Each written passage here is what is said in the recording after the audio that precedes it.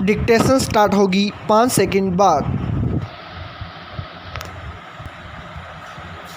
Yes, जैसी आशंका थी वही हुआ। संसद के दोनों सदनों में मानसून सत्र हंगामे की भेंट चढ़ गया।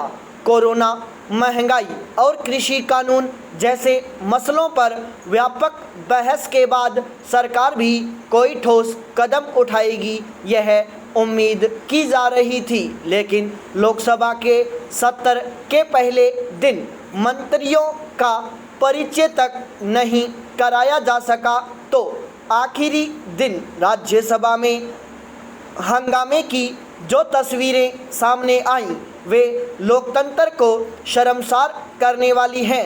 अब तक दोनों सदनों में सत्ता पक्ष और विपक्ष की खींचतान अब सड़क पर आ गई है।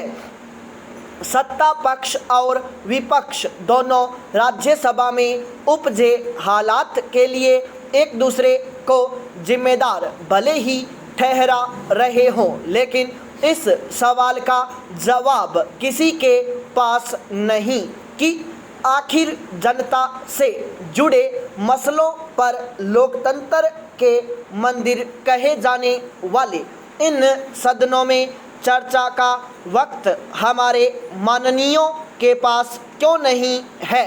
मानसून सत्र के आखिरी दिन राज्यसभा में हंगामे के जो वीडियो सामने आए हैं वैसा हमारे यहाँ विधायिकाओं के इतिहास में नया नहीं है। संसद के उच्च सदन में मेजों पर चढ़ने व रूल बुक आसन पर फेंकने जैसा बर्ताव संसदीय परंपराओं की घोर अनदेखी ही है। साथ ही इन सब की वजह से जनता की उम्मीदों पर पानी ही फिरता है। समूचे घटनाक्रम को लेकर गुरुवार को भी दिन भर पक्ष विपक्ष दोनों ने खुद को सही बताते हुए एक दूसरे को जिम्मेदार भले ही ठहरा दिया हो, लेकिन मूल सवाल फिर वहीं का वहीं है कि आखिर क्या जनता हमारे जनप्रतिनिधियों को इसलिए चुनती है कि वक्त ज़रूरत पर वे उनकी पीड़ा भी भूल जाएंगे। लोकतंत्र में विधायिका के किसी भी सदन को चलाने की सबसे बड़ी जिम्मेदारी सरकार की है तो विपक्ष की भी कम नहीं है।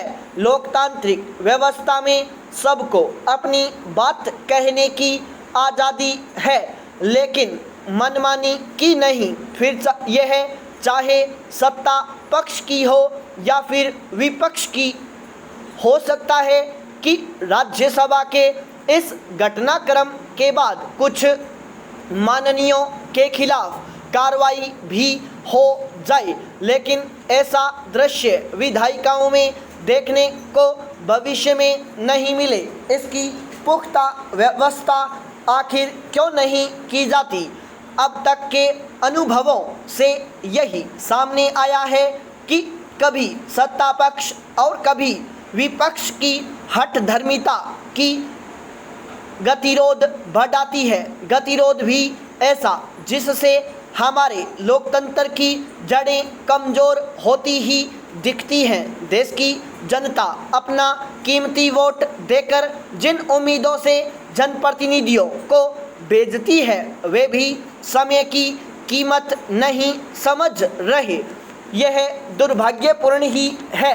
सदनों की कार्यवाही कहीं भी बाधित हो तो उसकी कीमत भी माननीयों से ही वसूली जानी चाहिए। पाई पैरा चेंज।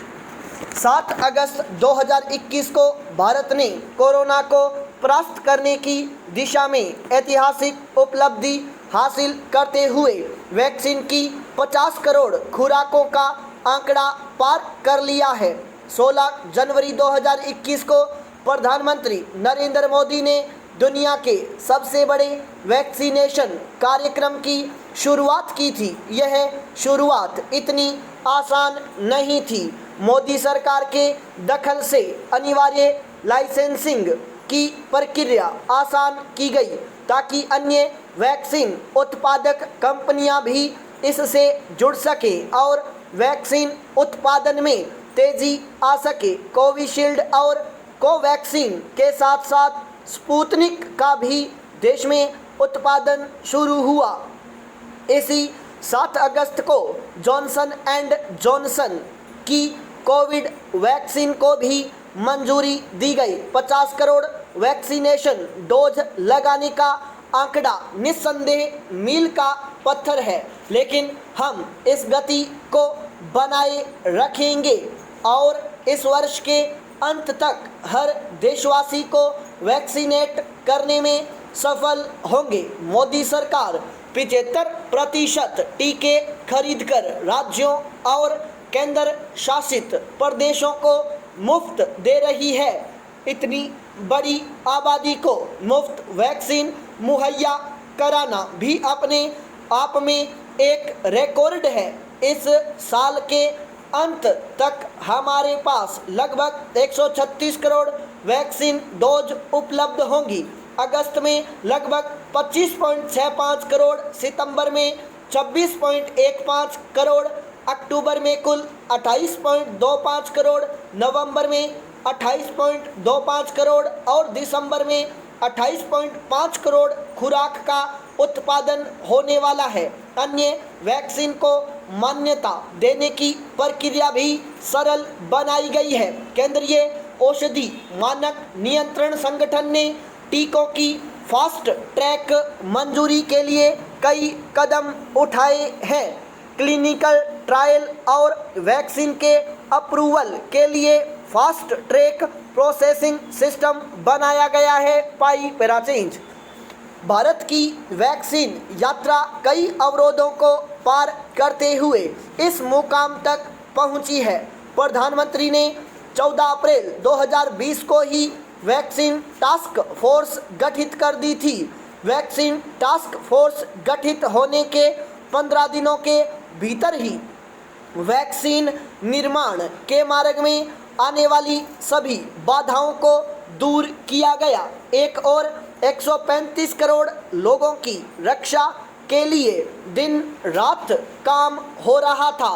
वैक्सीनेशन कार्यक्रम को चरणबद्ध तरीके से लागू किया जा रहा था। वहीं विपक्ष नकारात्मकता फैलाने में लगा हुआ था और दुष्प्रचार के जरिए जनता को गुमराह कर रहा था। संसद के मौजूदा मानसून सत्र में जब प्रधानमंत्री ने कोविड और वैक्सीनेशन पर सर्वदलीय बैठक बुलाई तो कांग्रेस सहित कई विपक्षी दल इस बैठक में आए ही नहीं। प्रधानमंत्री ने कोरोना वॉरियर्स का लगातार हौसला बढ़ाया। इस बीच कोरोना से लड़ रही वर्तमान फोर्स को सपोर्ट करने के लिए भारतीय जनता पार्टी ने राष्ट्रीय स्वास्थ्य स्वयंसेवक प्रशिक्षण अभियान शुरू किया है। इस अभियान से हमारी हेल्थ सेक्टर की फ्रंट लाइन फोर्स को नई ऊर्जा भी मिलेगी और मेरा बूथ कोरोना मुक्त अभियान भी सफल होगा। इस अभियान के लिए लगभग 1.5 लाख स्वयंसेवकों को प्रशिक्षित किया जा चुका है। कोरोना वायरस महामारी के दौरान हमारे डॉक्टरों, नर्सों और अन्य स्वास्थ्य कर्मियों ने मानवता की जो सेवा की है उसे शब्दों में बयां नहीं किया जा सकता। उन्होंने अपनी जान की बाजी लगा दी। ऐसी कई कहानियां हैं जब हमारे कोरोना वॉरियर्स ने अपनी जान की परवाह न करते हुए भी कोरोना पीड़ितों की सेवा में कोई कसर नहीं छोड़ी। कई महिला डॉक्टर एवं नर्स ने मानवता की सेवा के लिए अपनी ममता की कोख को भी दांव पर लगा दिया। कई ने तो गर्भावस्था में रहते हुए भी अपने आप को पीड़ितों की सेवा में समर्पित कर दिया। कई तो महीनों अपने परिवार से नहीं मिल पाए। उनके लिए मरीजों की बेहतरी ही लक्ष्य बन गया। कोरोना से मुक्त होने के बाद जब मरीजों के चेहरे पर मुस्कान खिलती तो उससे ही उन्हें आत्मसंतोष मिलता था। स्टॉप।